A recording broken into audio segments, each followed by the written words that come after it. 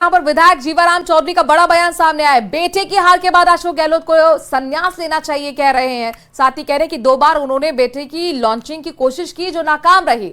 सिरोही में कांग्रेस के धनबल के आगे जीता है जनबल। बीजेपी समर्थित निर्दलीय विधायक है जीवाराम और उन्होंने अशोक गहलोत पर तंज कसते हुए संन्यास लेने की नसीहत दी है। इन्होंने नैतिक अधिकार खो दिया है और इनको राजनीति से संन्यास ले लेना चाहिए, मेरा ऐसा मानना है। इन्होंने जालोर सिरोही की जनता को ऐसे पता नहीं क्या कैलकुलेशन समझा, मूर्ख समझा या किस टाइप से कि भाई ये मुख्यमंत्री का बेटा है और पैसों की ताकत से वोट खरीद लेंगे। पैसों की ताकत से वोट नहीं मिल सकता। इन्होंने ये दूसरी बार प्रयास किया है और लोग कांग्रेस की नीतियों का विरोध शुरू से करते आ रहे हैं और ये उसका दूसरी बार का परिणाम है और दूसरी बार का सर्टिफिकेट है। अब मेरे ख्याल से इनको माला फेरनी चाहिए। आपको बता दें कि एनडीए गठबंधन के सभी दलों ने प्रस्ताव पास कर नरेंद्र मोदी को अपना नेता चुन लिया है, जिसके साथ नई सरकार के शपथ ग्रहण की तारीख और समय भी करीब करीब मुकर्रर हो गया है।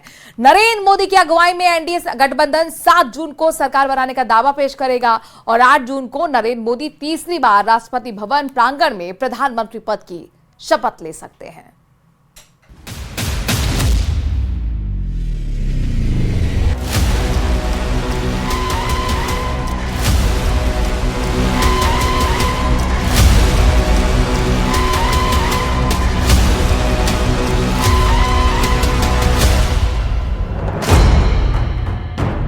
तीसरी बार मोदी सरकार के फर्स्ट ट्रेलर के तौर पर इस दृश्य को देखा जा रहा है। सभी के चेहरे पर खिली मुस्कान और विक्ट्री का निशान एनडीए के एकजुट होने का पक्का प्रमाण साक्षात है। इससे पहले इस चिट्ठी ने मुनादी कर दी कि मोदी ही देश के प्रधान हैं।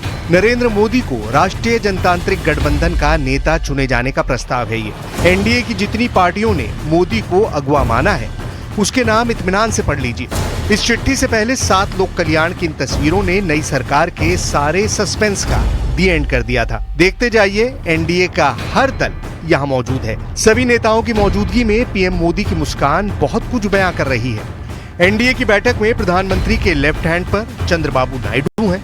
उनके ठीक बगल में नीतीश कुमार हैं। नीतीश कुमार के बगल में शिवसेना के एकनाथ शिंदे हैं। एनडीए में जिसका जितना कद है, इस बैठक में उनका वही दर्जा है। तीसरी बार मोदी सरकार का रूप ऐसा ही होगा जिसमें हर दल की अहमियत होगी, हर नेता की पूछ होगी, हर सांसद को तवज्जो मिलेगी। जैसे कि मोदी सरकार की रवायत है सहयोगियों को साथ लेकर चलने की, ठीक वैसा ही दृश्य है। एनडीए पहले से कहीं ज्यादा दृढ़ संकल्प है।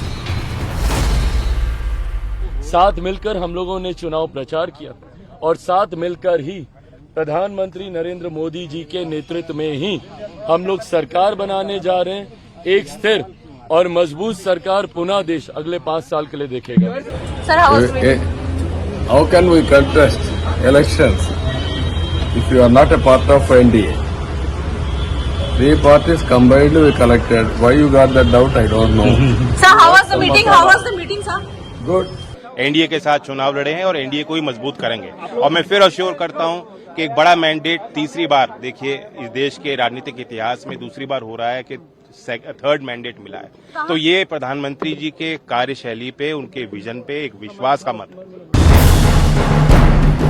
नरेंद्र मोदी की लीडरशिप में एनडीए गठबंधन में कई और दलों के जुड़ने का समर्थन पत्र भी मिलने के दावे किए जा रहे हैं। यानी नंबर गेम में किसी तरह का कोई डाउट नहीं। तो फिर डाउट आया कहां से? तो इसे जानने के लिए 5 जून की सुबह पटना से आई इस तस्वीर को देखना होगा। दिल्ली का सियासी तापमान बढ़ाने वाली ये वही तस्वीर है जिसमें एक प्लेन में बिहार के मुख्यमंत्री नीतीश कुमार सवार थे और उनके ठीक पीछे की सीट पर विराजमान थे तेजस्वी यादव। चाचा भतीजे की दिल्ली रवानगी और दोनों के बीच बस एक सीट का फासला। प्लेन में जिज्ञासुओं ने ये दृश्य देख सवाल भी दाग दिया। जवाब में नीतीश कुमार ने प्रणाम किया।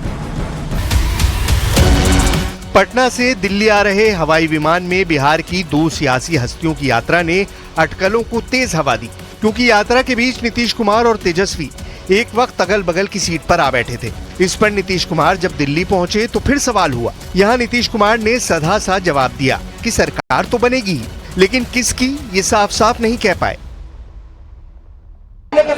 सरकार तो बनेगी ही, सरकार बनेगी।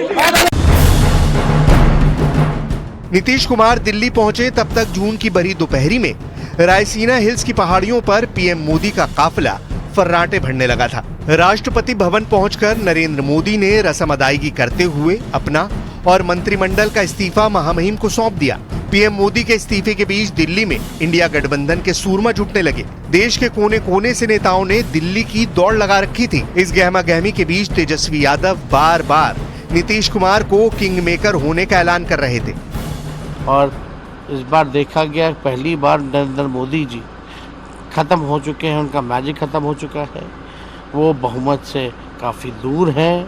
अब उनको जो है बिना उनके दो बड़े जो सहयोगी हैं, बिना उनके अब सरकार चल नहीं सकती है। एनडीए के घटक दलों पर डोरे डाल रहे इंडिया गठबंधन के नेताओं को बीजेपी की तरफ से जोरदार प्रहार भी झेलने को मिला। मुझे कुछ समझ में नहीं आ रहा है, निर्लज्जता की हद हो गई। कांग्रेस 60 साल तक राज की और तीसरी बार वो थोड़ा 99 पर आ गए, 99 का चक्कर लग गया तो खुश हो रहा है, कह रहा कि मैं तो बाग पछाड़ लिया। सरकार बनाने के दावे और इरादे के साथ दिल्ली में इंडिया गठबंधन के तमाम दल भी जुटे। हालांकि कांग्रेस अध्यक्ष मल्लिकार्जुन खड़गे के आवाज पर जमघट से पहले कोई पत्ते खोलने को तैयार नहीं हुआ। जो लोकसभा के नतीजे आए हैं उस पर विस्तार से चर्चा होगी, समीक्षा होगी और आगे क्या रणनीति के तहत हमारा गठबंधन आगे बढ़ेगा, क्या हमारी अगली स्ट्रैटेजी होगी, उन सारे विषयों पर विस्तार से चर्चा होगी।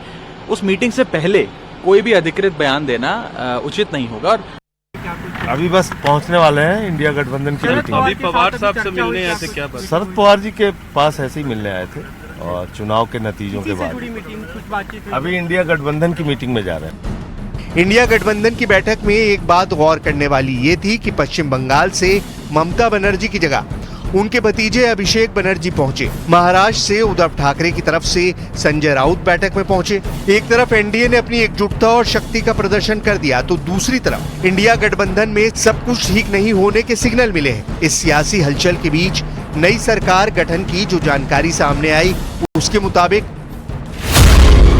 18वीं लोकसभा के गठन की प्रक्रिया अभी शुरू नहीं हुई है। 6 जून की शाम मुख्य चुनाव आयुक्त जब राष्ट्रपति से मिलकर नवनिर्वाचित सदस्यों की सूची सौंपेंगे उसके बाद सरकार गठन की प्रक्रिया शुरू होगी। अभी तक की जानकारी के मुताबिक नई सरकार का शपथ ग्रहण 8 जून को होगा। शपथ ग्रहण समारोह राष्ट्रपति भवन के प्रांगण में ही करने की तैयारी है। नए मंत्रिपरिषद के गठन के बाद उसके सम्मान में राष्ट्रपति एक रात्रि भोज देंगी। तीसरी पारी में मोदी की टीम नई होगी, नए चेहरे होंगे क्योंकि गठबंधन की बैठक में बड़े पोर्टफोलियो की मांग के चर्चे हैं। हालांकि मोदी की तीसरी पारी के औपचारिक ऐलान से पहले सभी कयास बेमानी है।